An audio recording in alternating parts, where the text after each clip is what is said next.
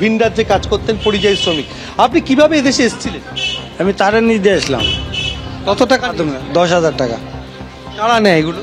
দালাল নেয়, দালাল। আপনি এদেশে বসবাস করতেন, এদেশের কোনো নথি ছিল আপনার? না না না। আপনি মোবাইল ফোন ব্যবহার করেন? হ্যাঁ করি। সিম কার্ড কিভাবে তুলে? সিম কার্ড মানুষের আধার কার্ড দিয়ে তুলে নেয়। হ্যাঁ, আধার কার্ড দিয়ে নিতে হয়, অন্য মানুষের আধার কার্ড দিয়ে। কিভাবে তুললেন সেটা?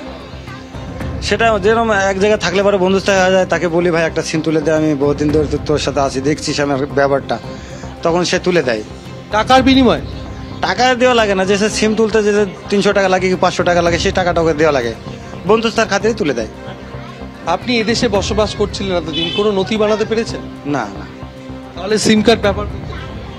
ওই তো মানুষ যে সে, আমি কারুর দ্বারাই তুলে নিতাম, অন্য মানুষের দ্বারাই তুলে নিতাম, অন্য মানুষের নামে। কোনোভাবে বানাবার চেষ্টা করেছেন? বানাবার চেষ্টা করছি, মাগার বানাতে পারি নাই। টাকা চেয়েছিল? টাকা চেয়েছে, 5 টাকা চেয়েছে, 5,000 চায়, 4,000 চায়, 3,000 চায়। কি করে দেবে টাকা নিয়ে? কার্ড করে দিবে, আধার কার্ড করে দিবে, আধার কার্ড প্যান কার্ড করে দিবে। আপনারা দিতে পারেন? তা আমরা দিতে পারিনি, এত টাকা কোথায় পাবো? অর্থাৎ টাকা দিয়ে নথিপত্র তৈরি করতে হবে, এমনটাই অভিযোগ, এবং সেই কারণে তারা এই মুহূর্তে যারা এসছেন, অপেক্ষা করছেন। আপনি কোথা থেকে এসছেন? আমি সাঁতরাগাছি থেকে এসেছি। সাঁতরাগাছি। কোথায় থাকতেন? সাঁতরাগাছি কোথায় বাড়ি আপনার বাংলাদেশে? বাংলাদেশের সাতক্ষীরা জেলা, চৌগাছা গ্রাম। কত বছর আগে এসেছেন? আমরা 10 বছর আগে। হ্যাঁ? 10 বছর আগে। কিভাবে এসেছিলেন? ওই দালাল ধরে। কত টাকা নিয়েছিলেন? 5-6 হাজার টাকা করে নিয়েছি। 5-6 হাজার টাকা করে নিয়েছি। কজন মিলে এসেছেন?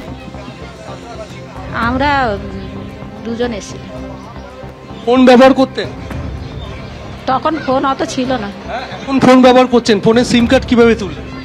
ওই পাশে চেনাশোনা কারুর দিয়ে তুলে নিয়েছিলাম। আপনার তো কোনো নথি নেই, তাহলে তুললেন কি করে?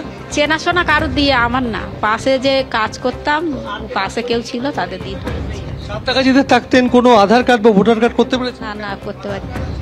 আমাদের কোনো ডকুমেন্ট নেই তো, আধার কার্ড ভোটার কার্ড হয় চেষ্টা করেছিলেন? না। আমরা কাজ করব, চলে যাবো, এই জন্য আমরা করিনি।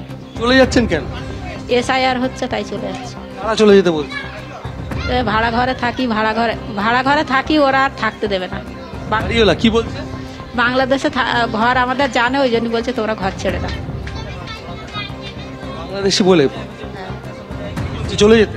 হ্যাঁ। কিভাবে যাবেন? এই BSF এর দ্বারা। কি দেখিয়ে যাবেন? বাংলাদেশের গ্রামের প্রধানের সই নিয়ে। ভারতীয় নথি নেই তাদের কাছে, কিন্তু তারা বাংলাদেশের নথি দেখিয়ে ওদেশে পৌঁছবেন। এবং আজকে আমরা দেখতে পাচ্ছি যে প্রচুর মানুষ তারা একে একে এসে পৌঁছচ্ছেন বিভিন্ন প্রান্ত থেকে, এবং তাদের একটাই কথা যে তারা ভারতীয় নথি নেই এবং সেই কারণে এদেশে দীর্ঘদিন ধরে বাংলাদেশ থেকে এসে বসবাস করছিলেন। এবং প্রত্যেকেরই একটাই কথা, চোরাপথে দালালকে মোটা টাকার বিনিময়ে তারা কাজের জন্য এদেশে এসেছিলেন, কিন্তু নথি বানাতে পারেন। কিন্তু প্রত্যেকেরই মোবাইল ফোন ব্যবহার করেন এবং অন্যের আধার কার্ড দেখিয়ে, অন্যের পরিচয়পত্র দেখিয়ে তারা নথিপত্র তৈরি করেছেন এবং মোবাইল ফোন ব্যবহার করছেন। এইভাবেই তারা বসবাস করছেন। এবিপি আনন্দ, এগিয়ে থাকে, এগিয়ে রাখে।